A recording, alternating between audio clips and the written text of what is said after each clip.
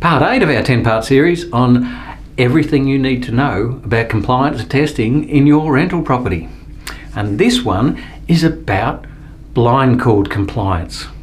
There actually is a requirement. You see, blind cords hanging down present a choke hazard to children. They can wrap it around their neck and hang themselves.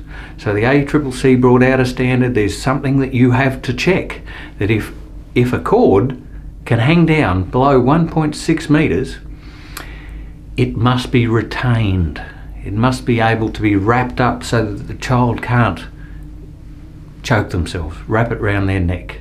And that could be cleats, runners. There's a number of different ways of retaining it so that it won't form that loop. And we do that as part of our standard platinum service, that we would check smoke alarms, time test our safety switches, and we'd check the blind cord compliance.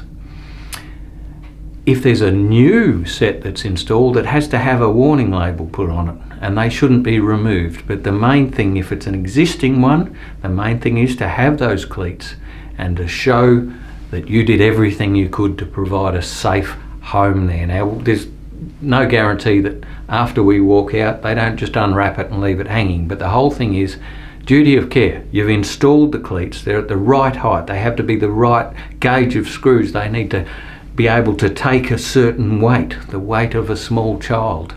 So it's not just a matter of just whacking them in there wherever they happen to be. They have to be at a certain height and they have to be a certain strength. And we make sure that that is the case.